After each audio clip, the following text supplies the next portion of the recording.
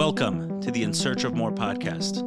I am your host, Eliyahu Nash. Join me weekly on my quest for more from myself and more from this world. We'll see you on the other side. Welcome, Dr. Clark. Oh, thank you for having me, Ellie. This is amazing. I'm sitting here with Dr. Carol Clark, a board-certified sex and addiction therapist, two different things. Welcome to the show. Mm-hmm. So in your book, Addict America, which I read a number of years ago, you make the point that everyone is an addict. Certainly in America, everyone is an addict. So my question is, if everyone is an addict, it's almost like no one is an addict. So can you explain what you mean by that? So when I started out my life with my mother married two different alcoholics in her life, and then I had an early boyfriend for a long time who was an addict and alcoholic and then drug addict, and then I came to realize sex addict, and then I moved into working with sex as a sex therapist and looking at healthy sex and all.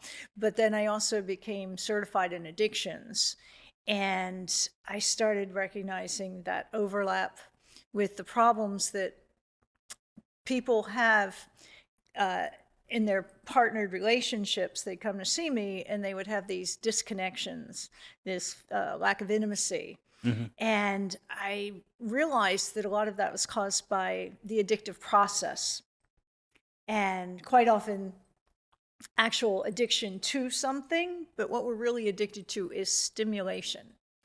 And then the drug of choice is something that provides stimulation to the addict brain.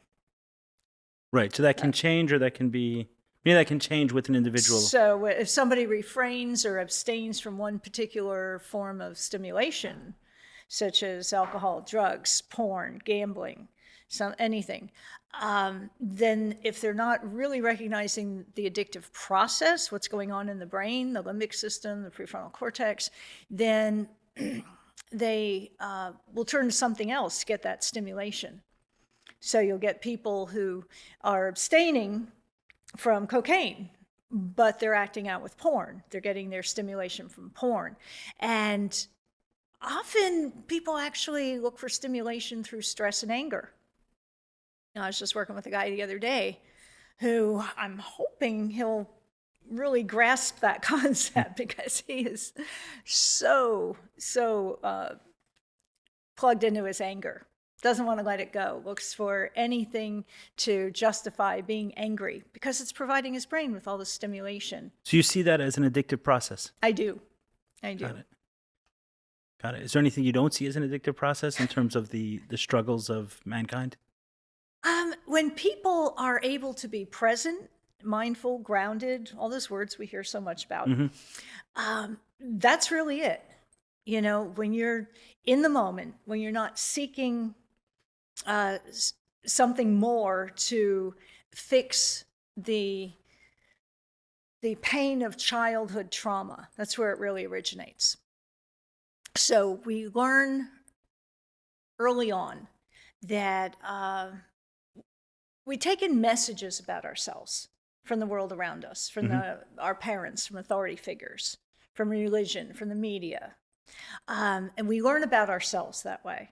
So, for instance, we can learn good messages. We can take in that I'm loved, I'm safe, I'm a good person. The world is a safe place, that, my parents have my back. I have the freedom to go out and explore, and I can feel confident. And those are all good messages. And that's right. Somebody that can grow up to be really grounded and move through life without addiction. For those people that don't get those messages, they get the message that there's something wrong with you, that you're not good enough. If my parents are telling me, oh, you just have to get an A, that B's not good enough, I'm going to internalize that. I got some of that, yeah. Mm-hmm. I said I got some of that. Yeah, sure. A lot of people do, because unfortunately parents are well-meaning. My mother used to say the road to hell is paved with good intentions. Mm-hmm. Parents intend well. They want to be motivational, but they don't understand how their children's brains work. And that's not how kids' brains work. If a parent is saying to you, you need to get an A, that B's not good enough. The kid doesn't say, oh, I'm going to try harder and I'm going to get an A because it's going to feel so good to get an A. Kids don't think that. They say, oh, I'm not good enough. I have to please my parent. My parent's love is conditional. And now I'm not so safe. And now I'm starting to pull back. I'm starting to try and protect myself from being hurt. And then, as life goes on, we discover something that gives our brain a huge jolt of stimulation. So drugs, alcohol, pornography, something that just gives us that whomp of adrenaline and dopamine. And then it provides a relief of pain. And we haven't even been aware of that pain because it's been with us. But it's like, if there's a loud noise, if maybe there was a loud air conditioner, and you're not really aware of it, it's in the background, but if it suddenly stops and you get that, then you're like, and then it starts again because the drug wears off. And then that noise comes back, that pain comes back. So what are you going to do? Well, what stopped the pain? Let me do more of that. And that's how we get into that addictive process. So a lot of people do things that provide stimulation. And, people can abuse things. You play around, you do a lot of exciting things when you're young. It's that pairing with the relief of pain that leads to the addiction. Gotcha. Do you see differences between someone's drug of choice? Meaning, is the particular type of childhood trauma that someone goes through more likely to lead one person to find relief in alcohol versus sex versus shopping or gambling? Yeah. Insofar as if they learned as a child, if they were very young and, elementary school age and saw porn, and then they're already making that connection. Oh, this is really exciting, or this is something dangerous, or this is stimulating. And then they make that pairing. So that's what they're going to lean towards when they get to be adolescents and able to do more of that, have more access to those things. So whatever it's conditioning. It's basic conditioning, So it's not about the pain as much as it is experiencing that at some point and finding a sense of relief and then wanting to go back there. But that pain is very primitive. It's very, when I'm interviewing somebody, a new client, for instance, I get their history. We're going to go up through adolescence, teenage years. And then really I care about the person and I care about their story, but it's really not so important. We're pretty much hardwired by then. So I want to know about your early childhood. I want to know where you took in those messages, what happened when you took in those messages. Essentially, it's a baked cake at teenagers. Yeah. I like that, baked cake. So certainly things can happen when we're older that, are really traumatic, but usually people get that trauma, they get that pain when they're young, because otherwise, if you have a good, solid upbringing, you learn that you're loved and safe, and you take in good messages about yourself, then you're better able to handle life's adversities. Right. So meaning even if something major comes at someone as an adult, if they had a solid foundation in childhood, then likely they'll bounce back from that. Exactly. Understood. There's a whole school of thought that believes that sex is not an addiction. I know. What do you say to those people? Oh my goodness. Okay. I think that started back when Dr. Patrick Carnes, back in the late 80s, early 90s, he started coining the term sex addiction. He was a recovering drug addict and also sex addict. He started making that connection between sex and drugs and realizing the process. And just a shout out to Dr. Doug Weiss, who also around that time never got the press that Dr. Carnes did, but he also was prominent in coming up with those connections. But Dr. Carnes became the big name and he wrote the books. And that coincided with a movement in the sex therapy field, sexology field, for positive, healthy sexuality. People were starting to realize that, really talk about how repressed Americans are. Right. And so you had these two things happening at the same time. You had the sex therapists who are saying sex is healthy, all kinds of sexual expression is healthy and good. It doesn't matter what it is as long as it's between consenting adults. But then Patrick Carnes is saying certain sexual behaviors can be addictive, and some more addictive than others. And so while the healthy sex people were saying any kind of sexual expression, BDSM, all kinds of sexual behaviors can be happy and healthy. We can get out of vanilla sex and missionary position kind of stuff. Patrick Carnes was saying that BDSM and, one-night stands and sex workers and, different sexual behaviors lent themselves to addiction. Not that they were necessarily addictive. It's just that they're not necessarily addictive. It's just that they are the go-tos. Right. Someone can be using cocaine and not be addicted to it, but not for too long. Not for too long.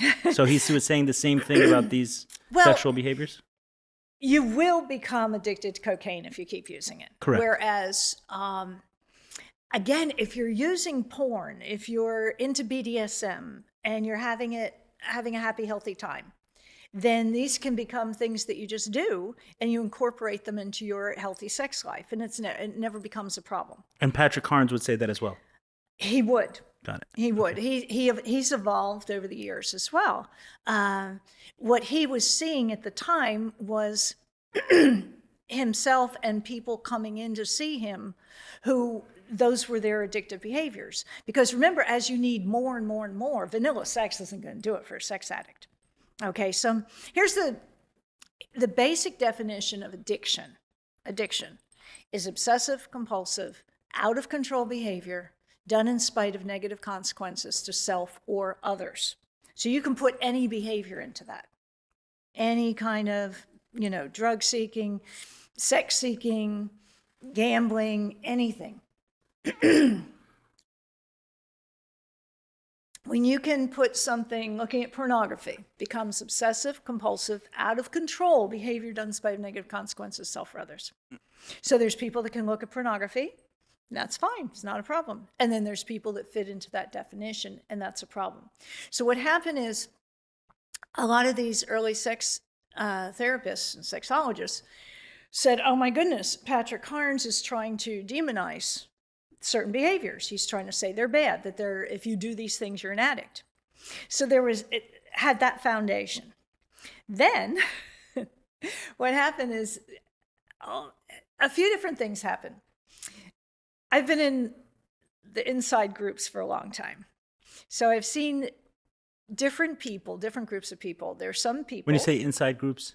Sex therapists. I'm in the professional groups of sex therapists. And sex addiction therapists, and I get kind of the inside scoop on all this, plus I observe. So we have some people, pretty much men, I haven't heard of any women, who are very much opponents of sex addiction and denigrate it and say there's no such thing and blah, blah, blah. But there's actually sex addicts themselves. They behave addictively themselves. They have sex with grad students. They use that like, all sex is good and wonderful and open. And they use that as an excuse to behave inappropriately and exploitively with She's saying people pushing that idea oftentimes could be doing it to defend their own addiction. Mm-hmm. Exactly. And then you have people that have made it their brand. So when you put something like, if you put it out on the internet and say there's no such thing as sex addiction, well, what happens when people search for sex addiction? They're going to find you. And now they're going to find your books, your articles. And so it becomes a brand that is very marketable. And you make that your thing.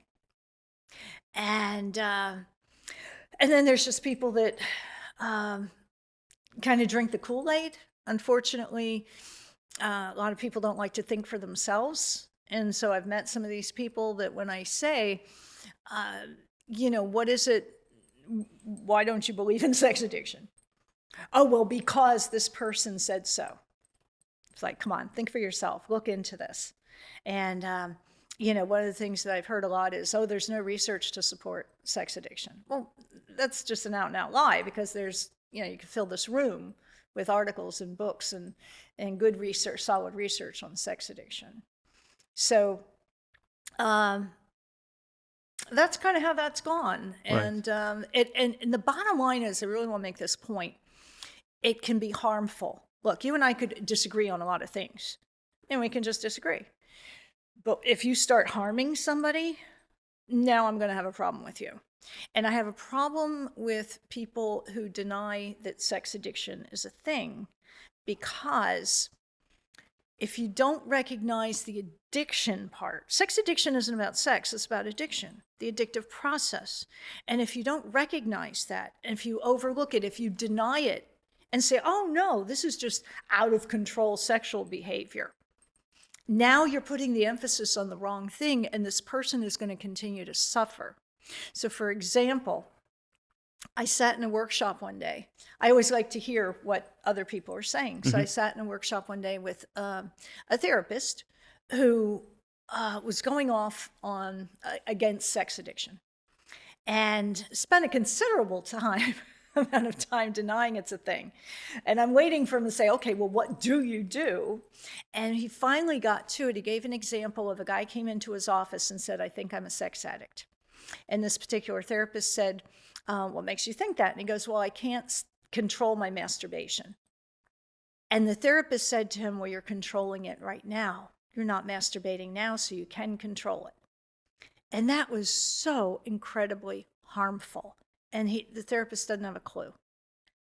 And it's harmful because I guarantee that guy was thinking about masturbating, looking at pornography and masturbating, going into the therapist's office. Now the therapist, the authority figure, is telling him, oh, but you can control it. And so now he's walking out of that therapist's office with cravings to go look at porn and masturbate, and then feeling worse, feeling shame, because the therapist told him he can control it and he can't. And that's harmful. But he can say that about alcohol and cocaine and everything and anything, because the moment he's talking to a patient who's struggling with that, sure, they're also not using it. Yeah. Right. Exactly. Yeah. What I've always said when that came up for me when I was, kind of doing more of a tour on my own story of porn addiction, is that I don't really care if it's a addiction or not. I just found that the same tools that helped other addicts recover was helping me. So, the 12 steps and other recovery books and concepts that alcoholics found useful and they call themselves an addict, then I'm more interested in the solution than the problem. And if the solution is the same, then I'll use the term for the problem to get me there. But it's interesting to hear. I didn't know the history of it and where, where some of the forces were behind those ideas. I know that, I don't know where it was. Actually, it was in a meeting years ago where a guy came in and he was in his first week or two of recoveries. Maybe he'd been to 4 or 5 meetings at that point. And he came in one day pretty bummed. And he said that his wife had told him, I think she heard on Dr. Phil or Dr. Drew or one of these popular therapists, that sex addiction is just what an excuse men use who are caught cheating. And he kind of felt very invalidated. The room kind of chuckled at the concept because there were many like myself who came into recovery not in a relationship. It wasn't it wasn't an excuse we were using to defend ourselves against anyone. We were single. It just behavior that was out of control. Yeah, that makes me sad. Of course, I've heard that. It's not an excuse. It's not a get out jail free card. It's actually, people can try to use it as that. That doesn't make it true. What is true is that when an addict actually has that moment of clarity to say, you know what, I'm an addict, that is the first step of the hardest work they will ever do. And I have so much admiration and awe for addicts in recovery because they've done the hardest work anyone can do. They've faced the hardest questions and made decisions, the hardest decisions about their lives, who they are, how they want to live their lives. And honestly, I wish that for everyone. You know, when an addict can say, you know, I'm in recovery, hi, I'm whoever, I'm an addict. And I personally am, I've flirted on the edges and I've never become a full-blown addict, but I recognize, so I'm not going to say I'm an addict when I'm not. I have, but I've done a lot of the work and just to be to live in recovery, not necessarily recovery from addiction, but recovery of connection. It's all about connection. Addiction is about disconnection. Recovery is about connection. So addicts who have been struggling against their own brains, forcing them to do the most destructive behavior, disconnecting behavior, and they can turn that around and make decisions and live in recovery every day. I'm in awe of that. But you're saying it's not, when someone is saying that, they're not making an excuse. It's actually an act of taking personal responsibility. Yeah, and then going, what are they going to do with that? Right. And when they can do something with that, when they can really embrace it, and then do that hard work of becoming a recovering person, then that's amazing. It's wonderful. Yeah. There was trying to remember how I even came to start going to meetings, but I know it was very, very difficult for me to first go, and had a lot of shame around it, and I didn't want to be seen going, and I didn't want to tell anyone I was going. And this was maybe my 20th or 30th meeting several months in. And because once I got in, I was hooked. I was like, okay, this is for me. It took me a few meetings, and I was like, wow, I need this place. I just saw a difference in the way I was before the meeting and after the meeting, and said, hey, I can use more of that. And it clicked at one point that the people I was in the meeting with, what we had in common was not our sex addiction. What we had in common was that we were working on our sex addiction, meaning there were many, many people who had a sex addiction. That wasn't what was unique about this group. I could have gone to a strip club and been surrounded by sex addicts also. I could, and I have been, but that wasn't what was unique about this group that was getting together, which for so long I did think that. It was like, oh, we're a group of sex addicts. No, we're not. We're a group of people who are working on ourselves to get better and making those choices. I had a sponsor who would always say that addiction, and all addiction, but this was in sex addiction recovery, addiction is an intimacy disorder. Would you agree with that? Absolutely. Because those childhood messages, from childhood trauma, even if it's not a big trauma, it doesn't have to be, you were sexually or physically abused, but small traumas like being told you're not good enough. So you have that underlying pain that forms a barrier to intimacy. Addiction is a barrier to intimacy because now you're protecting yourself. You're trying not to show your true self because you don't want people to see that you're flawed, that you're not good enough. And then again, that's the nature of the pain. That then when you do something like pornography or drinking or drugs or gambling, whatever it is, and you get those super jolts of adrenaline and dopamine, then that relieves that pain of disconnection. We all want to be intimate and fully connected. We are all connected. It's something I talk about in all my books. And whether you want to look at connection as from God, that we're all part of a synergy, that we're all part of a higher power, or the Higgs field from quantum physics, where we're all part of an energy field, or I was recently saw that movie, Fantastic Fungi, with the fungus, the fungi connects us all, connects all living things, it keeps us alive. And so we are connected. So when something interrupts that connection, when I am withholding part of myself because I don't want you to see me, because then you'll see that I'm flawed, that I'm not good enough, I'm unlovable, I'm not important, then that causes immense pain. So that's it. That's what intimacy is about. Intimacy is about that full connection. And it's that pain that someone is looking for relief from. You're saying, so the intimacy disorder. Okay, so you agree with that. A number of years ago, I heard you say, I think we were speaking on a panel together or at a university. Do you remember that? Yeah, we were at Yeah. FIU. Oh, okay, that's yours. And I think it was there where you said that many people who are in recovery from alcohol or drugs are secretly sex addicts as well. I don't know why do you remember saying that? Yeah, I probably did. Yeah. I say it a lot.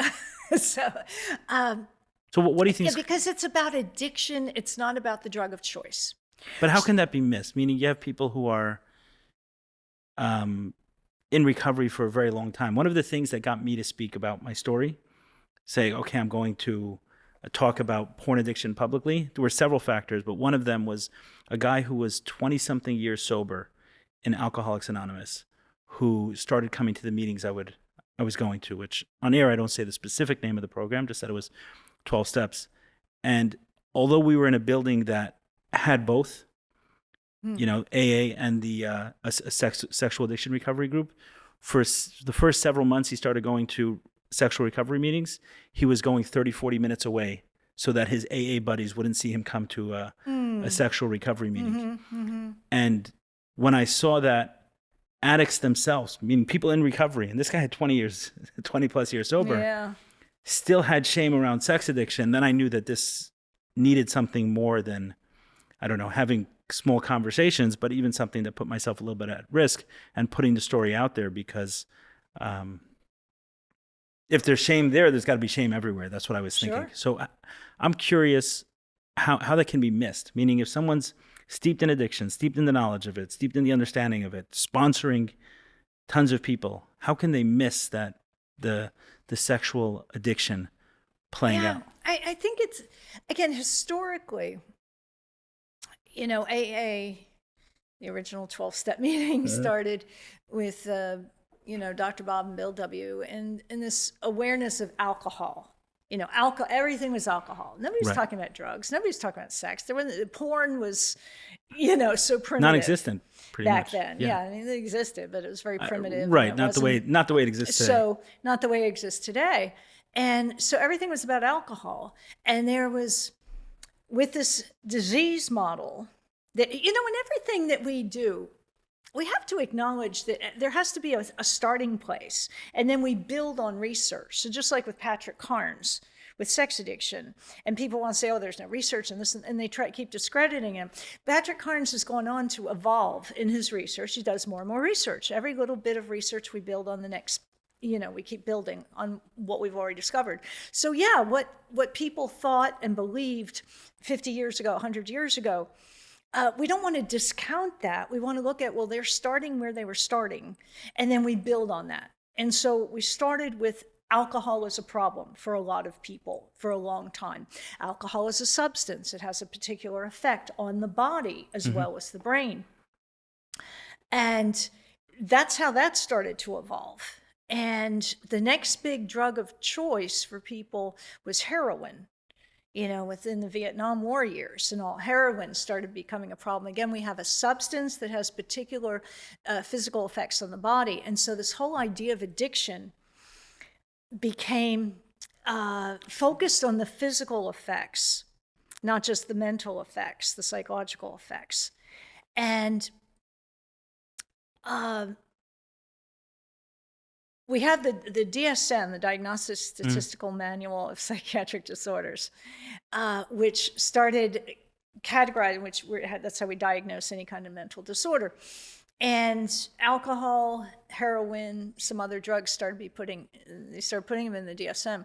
One of the interesting things there is, even in the DSM, when people want to say, oh, there's no such thing as sex addiction, you can't diagnose it. Well, of course you can, because everything, for instance, heroin and alcohol, yes, they have physical effects on the brain. There's physical withdrawal, like, delirium tremens from alcohol, or nausea and vomiting and things from heroin. But the DSM didn't talk about those. It talked about behavioral changes, the cravings, the needing more and more, tolerance, withdrawal. the disruption to relationships. That's always been across Right, the saying board. you layer that same criteria on another drug and you have So the same. you can put it for drug and then you put it in behavior all the way up to the present where now gambling, they're finally categorizing gambling as an addictive behavior. And it's just you're right there. Put pornography in there. So back to, you have the alcohol and then heroin were looked at as you're taking a physical drink of something, it's having physical effects as well as then the out of control behavior. And so it became about not drinking the alcohol. It's real simple. You take alcohol or cocaine or heroin and you just don't do them. Right. And that's how people were viewing recovery. Like you go to meetings and you won't drink. And it just clear linear thing there. And the fellowship, if you have a craving for a drink, you pick up, you call your sponsor, you call somebody in your fellowship. And the steps were quite clear. The 12 steps, I love the 12 steps. I think everyone, if you follow the 12 steps, it's a recipe for a good life. But when you apply the 12 steps, people would apply those with the intention of, I'm doing the 12 steps so I don't drink. And they were missing that larger part, that what's the nature of addiction? You see? So you have alcoholics who have been going to meetings for 20, 30, 50 years now. And they're saying, well, I don't drink. So that's good. But they're not looking at what's happening in the brain. So we have two parts of the brain that I'm always talking about. We have the limbic system, and that is our survival brain. It's 3, 4, 5 million years old. It keeps us alive. Everything about it is designed to keep us alive. It's where the pleasure centers of the brain are. So anything that feels good, in a very primitive sense, keeps us alive. We eat, tastes good, so we keep eating. We have sex, that keeps the species alive. So the pleasure centers of the brain, again, so old, 5 million years old, we have a baseline of what's normal. Some things, they make us feel good, so we get little blips going above baseline. If something feels bad, we dip below, we come back to baseline. That's how the brain is designed to work. We remember, that's where memory is in the limbic system. So we remember what is going to help our survival and what hurts our survival. It's where emotion is. So emotions like pleasure and joy, those things are healthy. Fear, even anger, but fear, stress, those things keep us alive, in a primitive sense. If we're in danger, we need to feel this. When we're experiencing something that's outside of the 5 million year old brain's normal, then it says, whoa, what's happening here? We need to keep this status quo. So we have two things happen. One, the brain starts readjusting. So if you start doing something that gives you super high levels of stimulation, the limbic system says, no, we need to keep the status quo. So what does it do? It raises the baseline. It raises the baseline. It does this by shutting down dopamine receptors and doing different things. So now we need more to achieve now the you same. need more stimulation. That's where tolerance comes from. To achieve the same baseline. Just to feel normal. So then you need even more to feel good. So now that's where you hear that chasing that high. You're always chasing that first high because you keep wanting more and more and more. And so that happens with any kind of stimulation. Now the other thing so the addiction, it's not just alcohol or heroin or something else, cocaine. And speaking of which, I know I keep off on tangents, but I'll come back. Back in the 80s, people were saying, cocaine's not addictive because it wasn't like alcohol or heroin. Oh, I didn't know that. People were saying, but I went through the 80s, and people were saying cocaine is fine, it's a fun drug because it didn't have the same properties as heroin or alcohol. So people said, it's not addictive. Well, nobody says that anymore. Right. We found out it's very addictive. And It might not have the same physical withdrawal symptoms as alcohol or heroin, but it does have withdrawal symptoms. You crave, you get anxious. I had withdrawal symptoms from pornography. Sure. So it's a matter of, okay, what do withdrawal symptoms actually look like? So this idea that people say, oh, sex can't be addictive, well, that's what you were saying back in the 80s about cocaine. Anyway, so we're raising a baseline. We need more and more and more. And the other thing that's happening is we have the other part of our brain is our prefrontal cortex. That's our thinking, reasoning, executive functioning. Now, again, primitive terms. If you're suddenly in a crisis where you have to stay alive, your limbic system jumps into action and shuts down your prefrontal cortex. Because if you start thinking about it, you're going to die. Right. Okay? Tiger jumps out at you. You need to respond without thinking about it. If you think about it, you're going to be dead. So you have to respond immediately. But in present day, the brain doesn't understand that. So the limbic system still shuts down our ability to think and reason and make sense of things and make good decisions. And that is so key for understanding what motivates us. So as we drive up our need for stimulation, and then we're constantly seeking stimulation, and we're going to seek stimulation from wherever we can get it.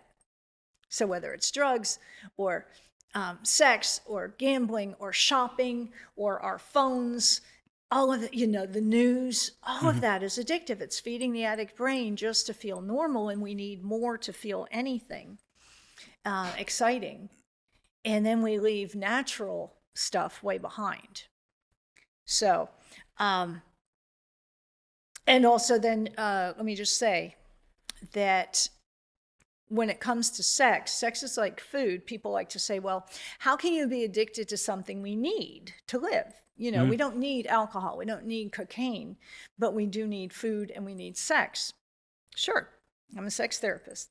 Sex is great. It's not about sex or food in general. It's what are the particular behaviors? What are the particular, is it porn or is it a intimate relationship with somebody? Is it isolated? Right. Is it disconnected or is it connected? And the way we use food, processed sugars, processed foods are going to be more addictive than natural foods. So there's a question I've been thinking about. I was thinking about asking it and then saying maybe I shouldn't, just because it could come across, and maybe it is, as attacking a specific program. But, within the S programs in 12 steps, you have SA, which I've never been to an SA meeting. And, the program that I was a part of is different. But it feels to me, from people I've seen affected negatively by it, actually, that it's a religion masquerading as a recovery program. And when you're talking about, and I'll tell you why I say that. So when you're talking about sex is not addictive as a whole necessarily, right. There could be certain behaviors that are addictive to someone. When there's a 12-step program which is telling any person this is what's, I'm going to define your recovery, abstinence and recovery, and by the same set of behaviors for everyone. And then I'm going to lay over it things like it must be heterosexual, it must be monogamous, it must be in a marriage. Those things feel to me like more of a religious idea. And someone may or may not agree with the religious idea, that's fine. But to layer that into addiction seems a little bit much and potentially harmful. Do you have thoughts on it? And again, I love looking at things historically. How did we get here? And when you look at it, the United States was founded by two incredibly fanatical groups of people. We had the English Puritans that were all repressing any kind of joy whatsoever. And then we had the Spanish that were in the throes of the Spanish Inquisition, and they were just very fanatical and having to, send missionaries and let's make everybody Christian. So we were founded on these very anti-sex groups. And we carry that with us all the time. And so even then, when we have the other fellowships that are just pretty straightforward, Cocaine Anonymous and Right. Alcoholics Anonymous and Gamblers Anonymous. But no, when it comes to sex, we have at least 4 groups that I can Correct. think of. And yeah, it's a group that is focused on the behaviors, not necessarily the process of addiction, can be problematic. Because then people get focused, then it becomes like alcoholics who are saying, well, as long as I don't drink, I'm in recovery. Right. And yet then you're acting out in all other ways. So I haven't actually looked at the research, or I'm not sure if there is research to look at the SA groups and see what are people actually doing that's addictive in other areas of their lives. That would be something to look at. What I can say is for some people, SA is fine. It works for them because, I'm here in Miami. We have all kinds of people. We have all people, LGBTQIA plus people. And so some groups are not going to be comfortable for all people. And I know that for my, people who are very religious, who are very much into monogamy and being heterosexually monogamous, they want a place where they're surrounded by other people who that's their focus. And so then it becomes a challenge for them to say, okay, I'm with people who have the same values that I do, are working on the same thing. Now, can they also be looking at recovery as recovery and look at the nature of addiction and not just, okay, I'm going to abstain from doing different behaviors that are not approved of by my religion, by SA, whatever. Right. So Does that make sense? Right. I want to make sure I understand your response. So you're saying that while perhaps some of the ideas you may disagree with, you can see how the program itself could be very beneficial. And you gave an example of, hey, in South Florida, like, for example, I went to recovery in South Florida. Half the room was probably homosexual men. 2 of my sponsors are homosexual. One of my sponsees over the years was, and someone else may be uncomfortable in that setting and may have a hard time getting sober. So for them, hey, if you're around heterosexual, married men working on the same program, that may be easier for you to get sober than otherwise. Yes. And then, of course, the danger is, or what you need to be alert for is, how am I working my recovery program? It's not just about abstinence. Abstinence itself can be addictive because it's stimulating. If it's, what we call in the white knuckling it. Right. I'm not going to do this. I'm not going to do this. I'm not going to. That's stimulating to the brain. Whew, I got to relax just after doing that. Right. So that becomes addictive. Right. There's a day count that's exciting. It keeps it alive. It keeps the addiction alive when you're always simmering. And that's why people, we need to be paying attention to anger and stress. And here's a tip for everybody. When you say, oh, I'm so stressed, what I'm going to ask you is, how are you creating your stress? Because serenity prayer, God grant me a serenity except things I cannot change. You can't change anything that's probably stressing you out. Whether it's a war or COVID or your boss or the traffic, anything that you're feeling stressed about, you can't control it. What you can control is your response to it. So here's another one of my helpful tips. Anytime you ask why about something irrational, why would I get stressed about something I can't control? Follow that why back to the limbic system. What's in the limbic system? Addiction. So you're doing it because it justifies you acting out. What do you mean by that? Why? Follow the why back to the limbic system? So you come in and see me and say, I came home from work and I had all these things and I'm just so stressed. And so I couldn't help it. I just went and looked at pornography. Okay. And I'm going to say, I could say to you, except I already know the answer, but I might say, why are you stressed about something you don't have control over? Did you control the things you could? That's the serenity prayer. Did you schedule your day? Did you schedule your appointments? Did you do the tasks that you're able to do? Did you do all that? And you're going to say, yeah, but. It's like, no buts. So why are you stressed? Well, the answer to the why is because you're an addict and you need an excuse to act out. Oh, I got it. Okay. So you're saying that oftentimes, yeah, certainly in addiction, I saw this, is we will kind of use logic or reason that the inevitable conclusion is I have an excuse to act out. Mm-hmm. Yeah. I have a good reason now. I'm entitled. Yeah, except that, Yes. My first 60 days. I'm not going to accept that. I'm going to call you on it and hold you to task. Yeah, the first time I got 60 days sober, I was so excited. I went to celebrate in a strip club. Like I didn't know what to do with the excitement. Yeah, so, that's what people do. Yeah, so it could be anything. You can use anything as an excuse. And a lot of times people use stress. And so it's always, how did you create your own stress? And this applies to everyone. This is why I say everybody's an addict. We can all go into that addict state. So we don't have to be full-blown addicts to be in an addict state. And in that way, I can easily go into an addict state. And then what I have to do is stop myself and say, okay, how did you create this? How did you not leave enough time? You live in Miami, you know there's always going to be traffic. How did you not leave enough time to get to this appointment? What's your expectation? You expect that people are going to drive in a thoughtful, safe, sane manner? No, you live in Miami. They're going to drive like idiots. So I can either choose to get stressed about that, or I can say, I will drive as defensively as I can. I'll be alert, awake, aware, present.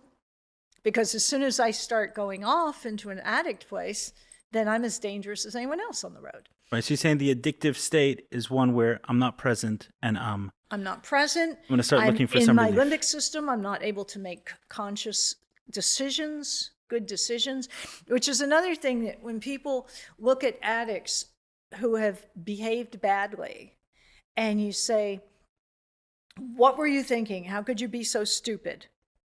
It's not about stupid. Stupid or smart is in the prefrontal cortex. How are you able to make decisions?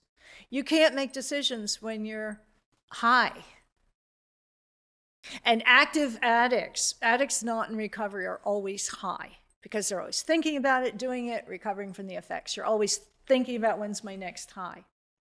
Got it. Right. Even as soon as, I would do that sometimes. Stressful day at work, and I knew I couldn't leave, but I would already start planning out the evening. I was already in the addiction. I was already starting to get high. Yeah. Just planning what I was going to do as soon as I had the free time. Mm-hmm. So you're saying as soon as that process is happening, someone's already in the addictive state. They're already high. They're not thinking. They're in the limbic system. They're out of the thought process. Yeah. And this is where if we went in and surveyed a room full of people in Alcoholics Anonymous who had not touched a drop of alcohol for years and years and years, but we look at what's your lifestyle? And are they really, and a lot of them are, they're present, they're mindful, they're living their best lives, and a lot of them aren't. And then, you look at, are they eating? Are they too much? Are they, looking at a lot of pornography? Are they disconnected in some way? Are they angry people? Right. I wondered often because when I started coming to meetings and I would walk through the front door, so before and after meetings, there were often a lot of guys outside smoking. They're smoking, yes. Right, which I get it. And it's not drinking alcohol. Coffee. Right. And eating the cookies that people bring to the meetings. Okay, those are all drugs. Sure. Right. It's obviously better. It's not to say that it's not a major improvement over where someone's at, but you're saying there's more. I want to go back to something earlier you said where, if I understood correctly, what you're saying is that when I asked about people, how can people in AA miss the fact that there's a sex addiction going on if they're steeped in recovery? Your answer sounded like they may be missing what the point of the 12 steps is. They think the 12 steps is about stopping alcohol. Mm-hmm. It's not. It's about living a life in peace. And if they took it out a little bit larger and said, hey, take the 12 steps and apply it to all areas of your life, they probably wouldn't miss it. Mm-hmm. But they've pigeonholed the 12 steps thinking this is just about alcohol. That's what you were saying. Sure. Think about the 12 steps. So the first 3 steps have to do with connection to a higher power, giving up trying to control it. And going back to that example I did with that other therapist, he says, well, you can control it. As soon as I hear the word control, that's a red flag word. No, right. It's not about, I'm not an alcoholic. I don't have to control my drinking. So I don't walk around saying, yeah, I can control this. It's not an issue.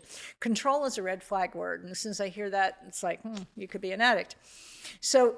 You mean if someone's even thinking about controlling something? That's a red flag. Right. Then let's look at that more deeply, because. So it's someone will you often use as proof of not being an addict, saying, hey, I didn't drink for 30 days, or I put it away for the weekend. Obviously, I'm not an addict. Saying, hey, you're controlling.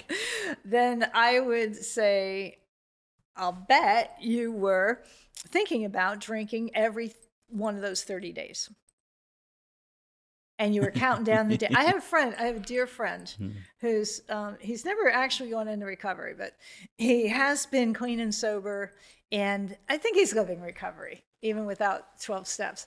But for years before he got with his wonderful wife now, he'd say, okay, Carol, I'm an addict. I'm an alcoholic, aren't I? And I'm like, yeah, you are. Yeah, but, and there'll always be the yeah, but. You know, I stop for 6 months at a time. But we'd see him like a week before, maybe he'd come visit. A week before his 6 months is up. He's like, making sure that there's plenty of alcohol so that the minute his 6 months are up, he'd start drinking. I see people when I used to work with people coming out of prison, and they'd be in prison for 5 years, in federal prison, so they don't have access to drugs. And they went in as cocaine addicts, and you think, well, 5 years without cocaine, you're going to be clean sober when you come out. They're counting down the days when they get, when you can't do something, okay, you're just like, okay, I can't do this. And then maybe, so for the first 3 years of your sentence, you're not thinking about it too much, you know. But then that you get into that fourth year, and it's like, oh, just a couple more years to go. And then you get into that last year, and then they're thinking about it every day, and they're counting down the days. And by the time, they're just raving. Their craving is so bad. And knowing, see, here's the, I felt myself, this is the stupid part. They come out of prison knowing that they have to be drug tested within 3 days. They're going to have to see their probation officer and get drug tested. What do? They go in and smoke crack or use cocaine. Like practically within 24 hours. Right. Because they've already gotten themselves to that state. So we think about it, we're doing it. So we're talking about, you can't control those first 3 steps. Yeah, you're talking about how the 12 steps are beneficial. 12 steps. So the first 3 steps are about admitting you're powerless over your addiction.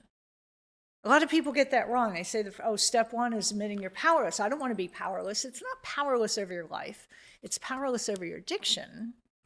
You know, it's like saying, I'm powerless over Muhammad Ali. I go into he's dead, but, you go into the boxing ring with somebody like Muhammad Ali, you're going to get knocked out.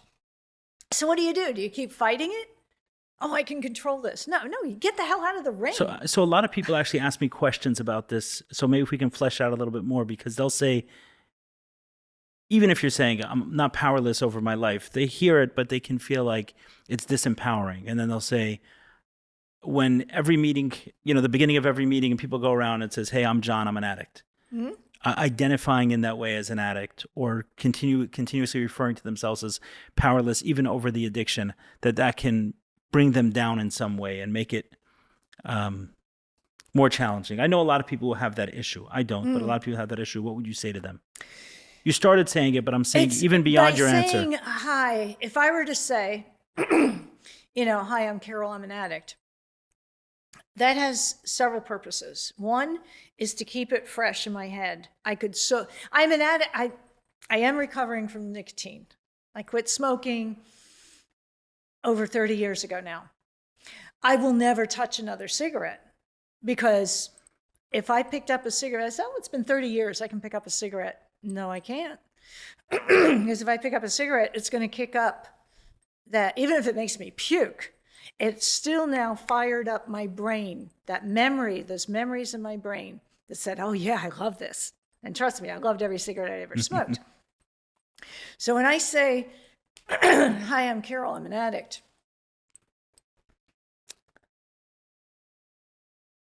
I'm basically saying, reminding myself, I can't take this for granted. Every day, one day at a time, every day I need to commit myself to recovery, to living my best life. The other thing it does is when I say I'm an addict, I'm looking out at a room full of people who are in recovery, who might be struggling, who are here. I'm getting past that shame. I'm looking at you and I'm seeing compassion in your eyes, acceptance. I'm not seeing rejection. I'm not seeing scorn or derision. I'm seeing love and acceptance and compassion. So saying that affirms more of that. And then it's saying, I'm in this community and I'm working on this. And so it's something to be proud of. Because once... Right, you're saying someone is associating that statement with the way that statement may be received amongst normal people. But in a room, that's not only not disempowering, it's empowering because now we're accepted despite anything that we have going on. Yeah, we want to say it in a room full of people that are sharing this, and we're affirming that this has been my struggle and that I'm moving beyond it, that I'm evolving. I'm evolving. And recovering addicts are evolved human beings. And that's a beautiful thing. And what we want is more recovering addicts out in the world saying it with pride. And that's why it's wonderful to do podcasts like this, to be educating people and telling them this is what this is. Right. And there's, for everyone who's ever gone to fellowship meetings, they've heard addicts from all kinds of addicts who will say, my worst day sober is still better than my best day using. Yes. And we also hear addicts, recovering addicts, say that I am grateful for my addiction because it brought me to where I am today, and I never would have gotten here without it. 100%. And so that's a blessing. And that's what people have to do. You have to go through the fire. Now, wouldn't it be wonderful if others of us, and I'm grateful to all the addicts I've ever worked with who have helped me live a better life because of that. Can we talk about pornography for a few minutes? Sure. Your thoughts on it. I can tell you my experience in recovery, right? So I started going to meetings in 2013, I think was my first recovery meeting. And at that point in time, I was, mid to late 20s. I think I was the youngest guy in the room or close to it. By the time I stopped going to meetings as frequently, about 8 or so years later, there were many, many guys coming in, 21, 22, 23. And keep in mind the time frame, 2013, when I started, the iPhone was around for a few years. It wasn't everyone who had that. You still had a bunch of BlackBerries around. You still had the smartphones weren't as developed. Things like Tinder was not a thing yet. And just seeing how, what I saw just from the recovery meetings, seeing how it's affecting people much younger. So just, I think that pornography as it relates to sex addiction kind of takes it to a whole different conversation. You spoke earlier about cocaine and heroin as these certain drugs that came onto the scene and became more popular at different times. And suddenly addiction now has something else going on beyond alcohol, right? Some of these can be far more destructive. I feel like pornography has that. It's like fuel on on the individual sex addict and on the collective problem of sex addiction. So I think it's important to touch on, and I wanted your thoughts as a sex therapist who's been kind of at this through, when pornography was still in magazines till now that it's on every smartphone. Addiction develops when something is enhanced and then when it's more available. So, coca leaves. Peruvians have been chewing on coca leaves for millennia. It's when it became refined, we turned it into cocaine powder, then we turn it into crack, then it becomes addictive. Because that's when the limbic system can't handle it. It says, whoa, this is too much. So, you can go find cave drawings of pornography. Right. breasts or something. It's been around a long time. It's all about the how much it's been enhanced, and certainly, as you said, with technology, with iPhones, with smartphones, the availability is so much there. The people who make pornography have the ability to make so much more than they ever did with magazines and then with videos. And also reach a much younger age. And now younger people have access to it because of the smartphones. All you got to do is click a box. Say, I'm 18. So it's been incredibly, incrementally enhanced to the point where, our brains can't handle it, that much stimulation. And then you just crave more and more and more. And then you can easily get more and more and more. It's right there. So, and it's an isolating activity. Sometimes you hear people like alcoholics. They look at, well, I don't really have a problem because I don't drink alone. There's an awareness that when you get to a point where you start doing it by yourself, that's a problem, because we're all connected. We're all social beings. And these days, though, we've lost that. Thanks to all our technology and tablets and phones, everybody is disconnected, even in a room full of people. So that disconnection has become a way of being. And so that lends itself to this. So, it's about control. But are you saying that in some ways pornography is more dangerous and more addictive than other sexual behaviors because of the fact that it's in isolation?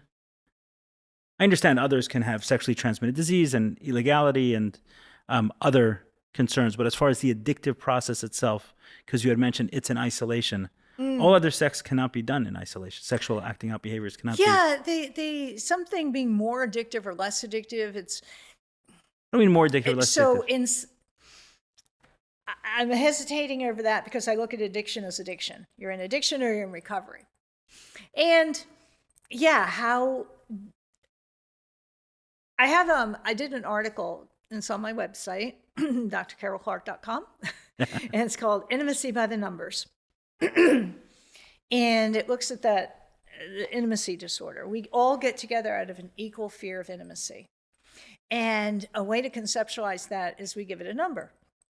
So maybe depending on what happened to me in childhood, my number is 3. I can get pretty close, but then I'm going to stop. And then maybe what happened to you in childhood, you have a 7. You're like, no, I'm going to stay way away. So we would never get in a relationship because I'd always be trying to get closer. So people get together when they just unconsciously resonate with somebody who has an equal fear of intimacy. 2 3s get together, 2 7s get together.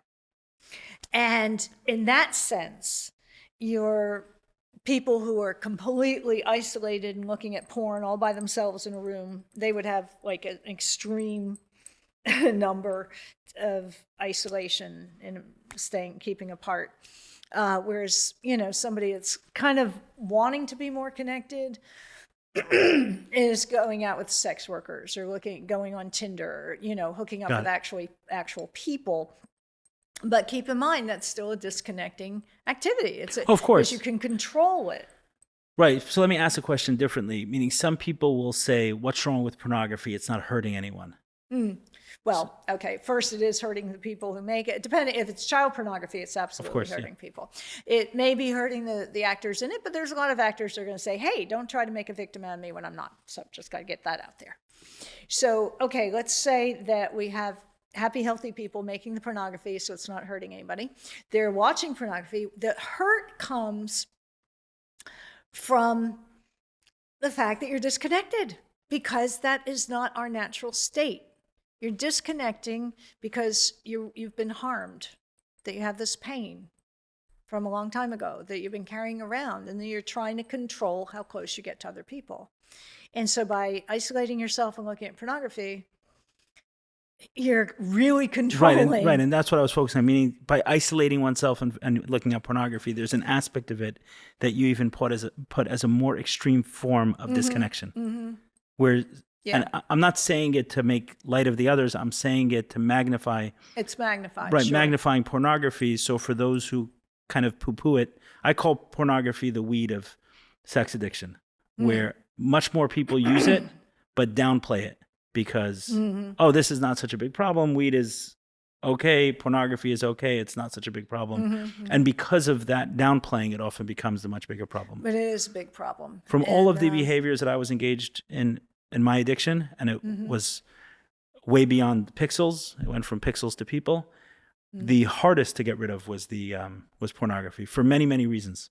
Of course, the accessibility of it, but there was also something just so powerful about the pull from pornography, the overstimulation that I couldn't create in you real have life. total control, and what people do in pornography goes so far beyond what most people are able to do in their real lives. Right. And it's boom, so fast, frame after frame after frame. Yeah, I found it, that was the hardest for me to get sober from, and I didn't go into recovery thinking of that as a problem. I knew I was addicted to sex, but it was some of the other behaviors that I was much more worried about. You know, the frequent visits to strip clubs, massage parlors, prostitutes, like that was starting to take over my life more and more and more. And I started realizing how I can't keep this, and I certainly couldn't keep it as I was getting into a relationship. And the pornography was something that I viewed as keeping me out of more trouble. That's the way I viewed it. I said, okay, tonight I'm not going to do anything more. I'll satisfy myself with pornography. And then another night I'd go on an escapade. And even when whatever happened, however wonderful it was, quote unquote, I came back home and watched pornography again at the end of that. Sure. At the end of that as well. And the hardest thing for me to let go of was the pornography. That was the one that... Yeah, and that's and the point you're making there is also what the anti-sex addiction people talk about is, they try and say, well, porn, what's wrong with porn? And porn can be happy and healthy. And for some people it can be. But when it sinks its hooks into you, when it becomes obsessive, compulsive, out of control behavior done in spite of negative consequences to self or others, it's a problem. Got it. Do you see, have you worked with a lot of people from religious backgrounds, any religion? Oh, yeah. And do you see how that interplays into pornography? Yeah, that becomes... So that's another thing with the people who deny sex addiction as a thing.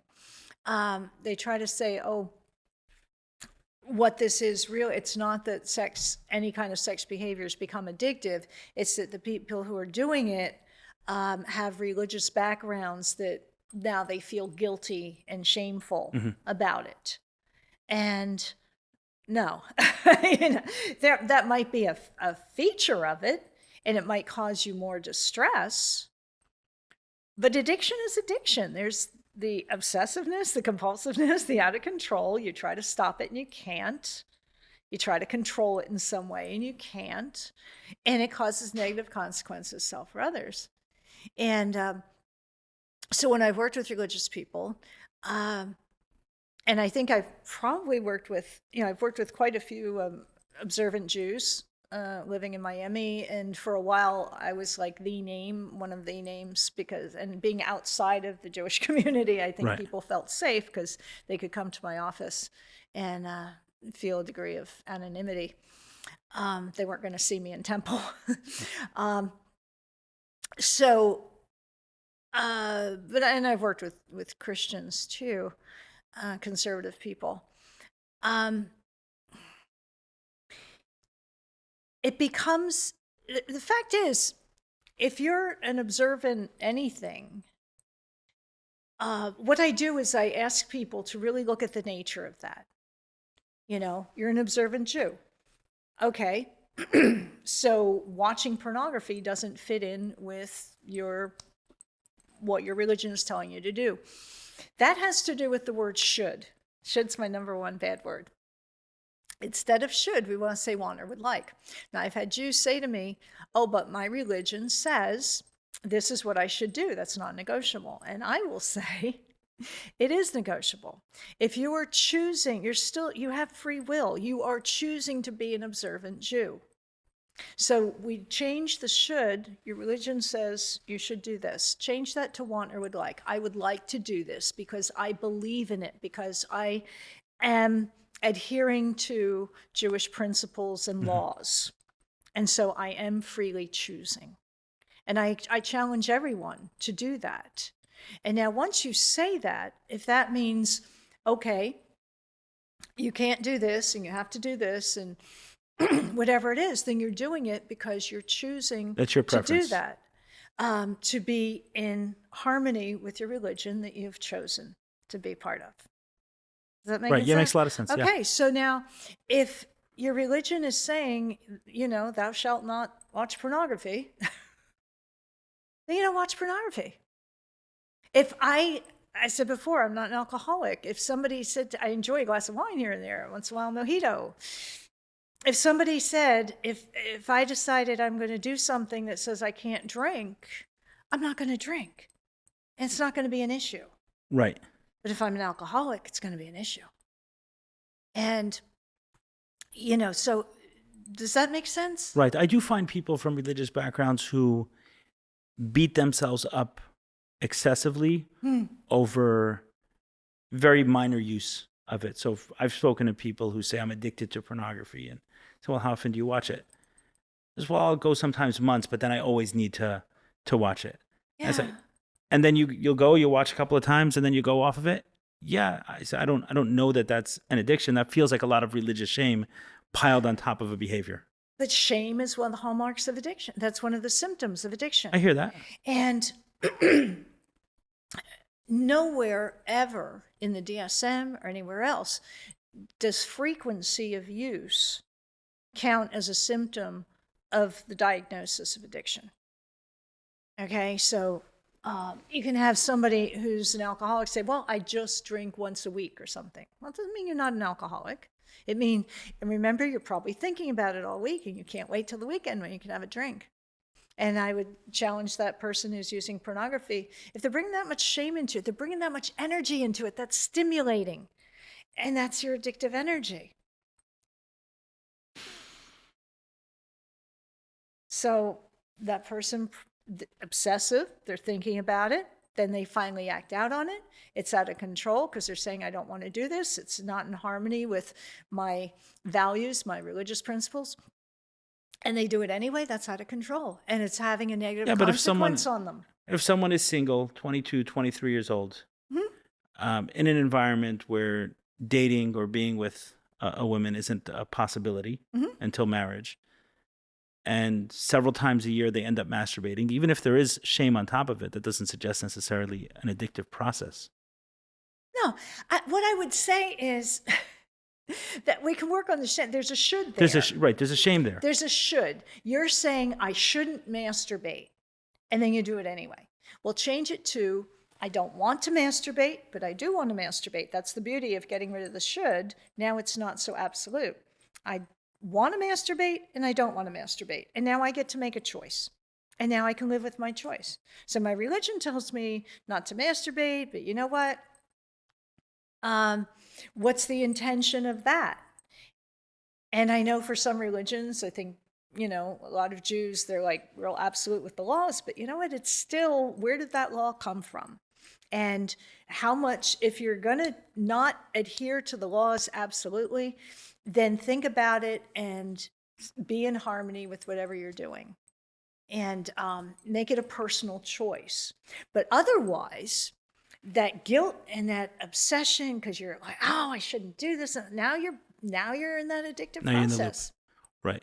It's a point I often make, and I'm comfortable with as someone who's, Jewish and proud of it, that God gave us free choice, and that includes the choice whether or not we want to embark on a, observant lifestyle. Like that's one of the gifts God gave us. And if I'm doing it, I'm choosing it. And how observant? Because I know there's tons of different sects, 100% of Jews that, from like super ultra Orthodox 100%. All the way to and then even within that, people find their and then I their know approach that's and their one way. of the wonderful things about rabbis all getting together, and they talk and talk and talk. I mean, for thousands of years, rabbis have talked about stuff that's, they're still talking. It's a living, evolving thing. And Right. And so why Debating, wouldn't you discussing. think about, what works for me? What am I in harmony with? And look, at the end of the day, if you truly believe I am going to follow every single law absolutely, then you do that. And then then if you have this compulsion to do something that breaks that law, that's a problem. Yeah. There's I don't know where it comes from, but there's a saying that's often said in Judaism that we're meant to serve God with joy.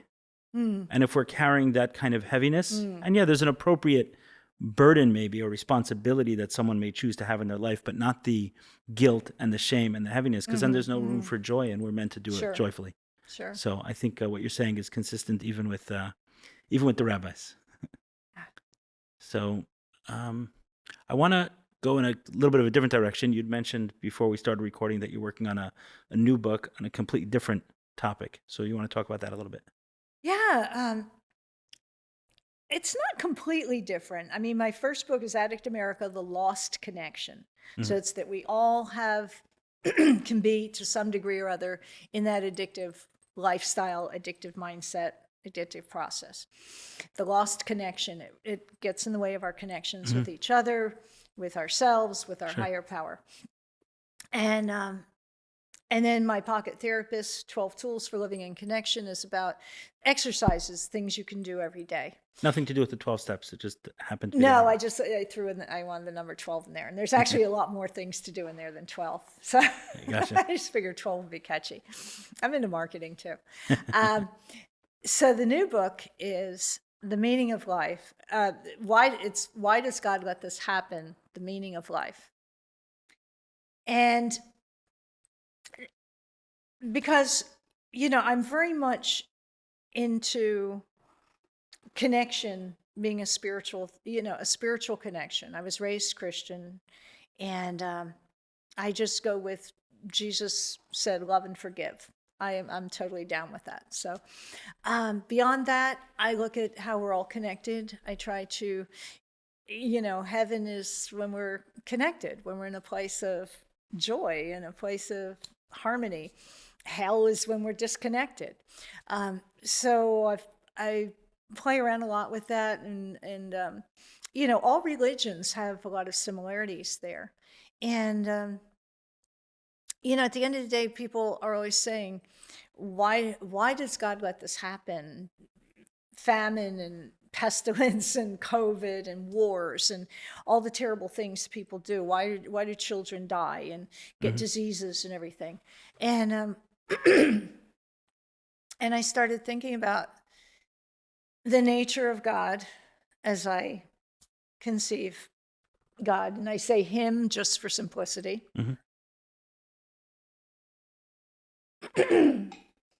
And the way I look at God is a synergy, that God is not an external being. God's not up there and we're down here, and we are part of God. And a synergy is when the sum of the parts, the total of the parts, what is it? It's great. When the total is greater than the sum of the parts. Right. Okay, so God is all of us and greater than us. So we are actually God. We are part of God. And that's the connection. When we are disconnected, we're actually disconnected from God, from our higher selves. So why would God let anything happen? Why would we let anything bad happen? And part of me wants to say, well, you got to read the book. But I'll go ahead and tell all your listeners the secret. I throw in some quantum physics and all the Big Bang. And if God is the, singularity that started the Big Bang, what happened with that? So whether it was God created the world in 6 days or in 6 billion years, we started with one. It exploded. And when everything comes from one, there's still just one. And as Three Dog Night said, one is the loneliest number. There's no recognition of there's you and there's me. If we're just all we're all that connected, we wouldn't even be sitting here having a conversation Right. because we'd know everything. So what it comes down to is we have to have differences. We have to have challenges to connection. Even if you and I were simpatico about everything, that would get boring really fast. Right. We need to have differences. And then when we really explode those differences to where, we have Russians and Ukrainians and Jews and Palestinians and Christians and Jews and Muslims and white people and black people, and we have to have a lot of difference. And that means a lot of strife, a lot of challenges to our connection. So there's a constant push-pull. We need to recognize we're different and yet want to be connected. So every time something happens that we say, why does God let this happen? Why does God let this horrible thing happen? It's because it calls on us to connect, to rise above it. And find the connection. And find that connection. And that's ultimately, we're on this path as the universe continues to expand. Eventually, we're going to connect more, and it's going to start contracting. As we all connect, and then we're back to a singularity, and then it's going to all start again. Okay, so what you're saying is that the world as it was created, right? It started at a point as was created, and it evolved into various things connected together. What makes it interesting and compelling is seeing how those differences get blown wide open and then reconnected. That's the challenge of life, so to speak. And we can all choose to be beacons of light. Every generation has had those wonderful people that shine, that carry the light, and that give us a sense of what we could be and how life could be. So the meaning of life is that striving. Striving to be one of those beacons of light. And striving to be like them. Yes, to be a beacon of light, to be like them. To be like the great teachers, to be like the great leaders. Got it. I like it. And connect people. Right. It's it's definitely a time period. I don't know when this will be released exactly, but we're recording this several weeks into the war that broke out in Israel and Gaza and things like that. So it's an interesting time. I've heard there's one explanation, not an explanation of it, but there's one that I don't know, it just kind of sits with me. It's two brothers fighting. To some degree, what's going on there is two brothers fighting. So you go back to Cain and Abel. I mean, there's your two brothers fighting. Mm-hmm. One killed the other. No, what I'm saying is that there may be a closer connection between the Jews and the Palestinians that most don't want to acknowledge, meaning it's two brothers fighting. Two brothers fighting is two people from literally the same source. Yeah, these things, and it never changes. I mean, everything that's happening in the world today has been happening since Homo sapiens, hominids, even Neanderthals, started evolving.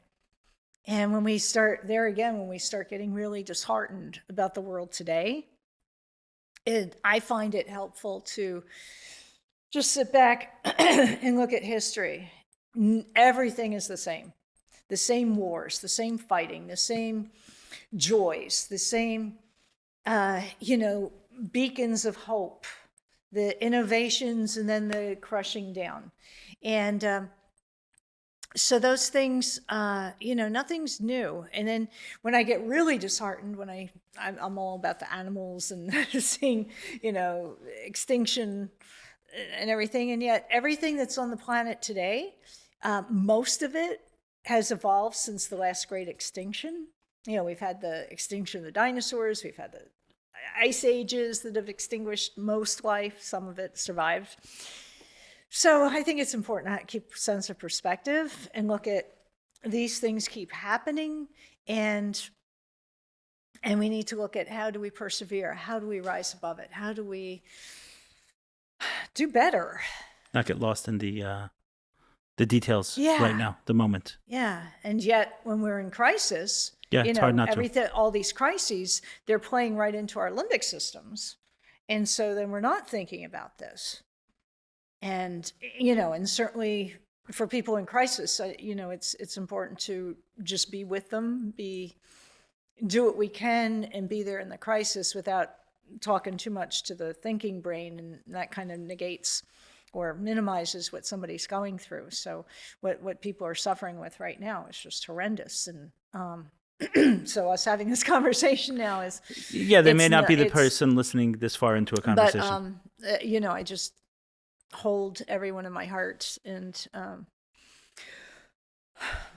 No, it's definitely a difficult time period. War is never a good thing, never a sign that things are going well. and it's been going on nonstop. It's again, with connection, we feel more connected to some people than others. So, you know, war has been nonstop and genocide in Africa. And not a lot of Americans, honestly, have paid a lot of attention because they're not feeling as connected to Africans as they feel to, you know, to Israelis Or or even Palestinians. Palestinians Yeah. or Russians or Ukrainian. You know, it's so our levels of connection help determine how involved we feel, how Right, then how we connected perceive feel. something. Understood. Okay. And but we are all connected to all life on the planet and in the universe. And but that's the struggle. Yeah. To notice that, to To notice continuously that, to to feel continuously it, to see that acknowledge display. it. There's someone we've had here on the podcast, Rudy Rachman. He's out in Israel now, fighting, but most of his time he actually spends trying to bring understanding between the Jews and Palestinians. And he's Jewish Israeli, and he says he's working on a project to kind of identify Jews all over the world. And he says that about 30 to 60% of Palestinians he believes descend from Jews. In the last not so long ago, meaning a lot of Jews got mixed into that culture. So it may not even be two brothers like Abraham's children fighting, but two brothers from 50, 100 years ago. It's my understanding of what he's saying. So we'll see. Hopefully there'll be a lot more light and peace and understanding brought to that situation and to the rest of the world. So thank you so much for coming out here, joining us. Do you have some final thoughts or way to tie everything all together?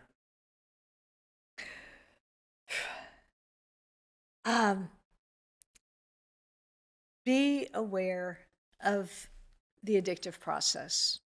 That when you can choose to be in addiction or in recovery. Make decisions. Is this for my addiction or is this for my recovery? Is this for my disconnection or is this for connection? And when you do that every day with every decision you make, and you choose recovery from addiction, recovery of connection, you choose to be connected, your life is going to be beautiful. Right. So you're viewing addiction less so as the identity of a person as much as a state that any individual can access. And some of us have accessed it a lot. Yeah. Got it. Thank you so much. Thank I you. appreciate you coming out.